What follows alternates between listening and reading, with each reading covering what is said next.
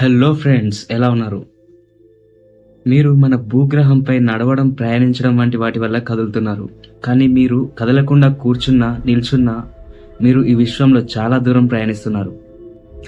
అది రోజులో, గంటలో, నిమిషంలో, సెకన్లో కూడా. ఈ ప్రయాణం మరో 3 విధాలుగా జరుగుతుంది. మొదటిది, భూమి తన అక్షం మీద గంటకు 1600 కిలోమీటర్ల వేగంతో తిరుగుతుంది. దీనివల్ల మనకి పగలు, రాత్రితో రోజులు ఏర్పడుతున్నాయి. రెండవది, భూమి మన సౌర వ్యవస్థలోని ఇతర గ్రహాలు కూడా సూర్యుని చుట్టూ తిరుగుతున్నాయి. ఇక్కడ సూర్యుని చుట్టూ భూమి వేగం గంటకి 1,08,000 కిలోమీటర్ల వేగంతో తిరుగుతుంది. కానీ ఈ వేగాన్ని మనం అనుభూతి చెందలేము. మూడవది, మన సూర్యుడు, మిగిలిన నక్షత్రాలు మన పాలపుంత మిల్కీవే చుట్టూ గంటకి 8,28,000 కిలోమీటర్ల వేగంతో తిరుగుతున్నాయి. ఏ విధంగానైతేనేమి మనం చాలా వేగంగా కదులుతున్నాము. ఎందుకంటే ఈ విశ్వం బాహ్యంగా విస్తరిస్తూనే ఉంది అన్ని సమయాల్లో. కానీ 1970లలో ఖగోళ భౌతిక శాస్త్రవేత్తలు మన గెలాక్సీ సరిహద్దు ప్రాంతాలలో లేదా ఇతర గెలాక్సీ సమూహాలలో ఏదో తప్పుగా కదలికలున్నట్టుగా గమనించారు.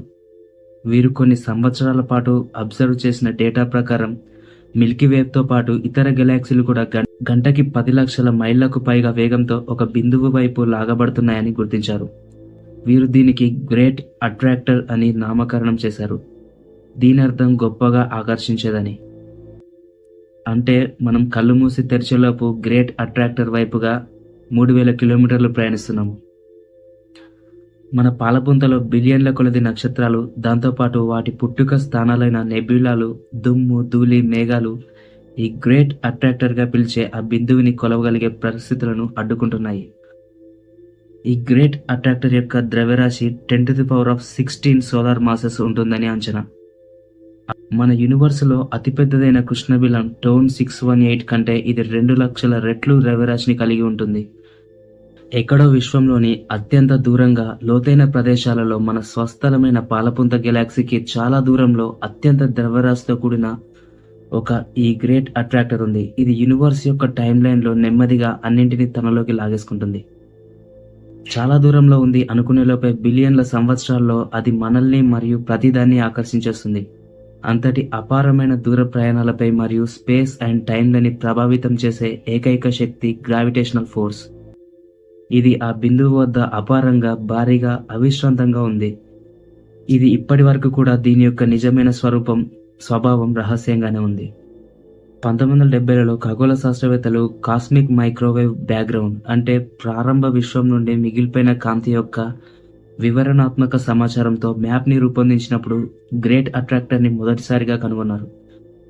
మరియు ఇది మన పాలపుంత గెలాక్సీ యొక్క ఒకవైపుగా, అంటే 1 డిగ్రీ ఫారెన్హీట్లో 100వ వంతు కంటే తక్కువ కోణంలో ఉండి కాంతి విశ్లేషణ ద్వారా ఇది మన గెలాక్సీ కంటే వేడిగా ఉందని గమనించారు. మన గెలాక్సీ దానివైపుగా సెకన్కి 600 కిలోమీటర్ల వేగంతో కదులుతుందని ఈ విశ్లేషణ సూచిస్తుంది.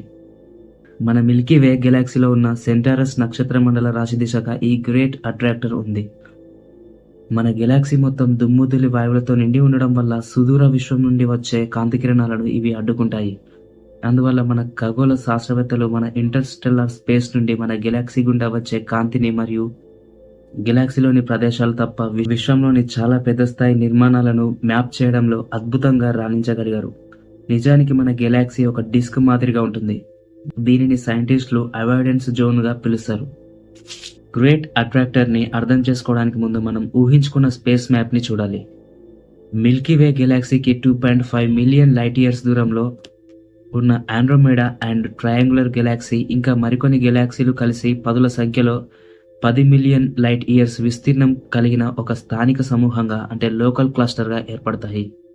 ఒకవేళ ఇలాంటి గెలాక్సీలు 1000 కంటే ఎక్కువగా ఉండి 65 మిలియన్ కాంతి సంవత్సరాల విస్తీర్ణంలో నిండి ఉన్న దట్టమైన సమూహంతో ఉంటే దానిని సూపర్ క్లస్టర్ అంటారు.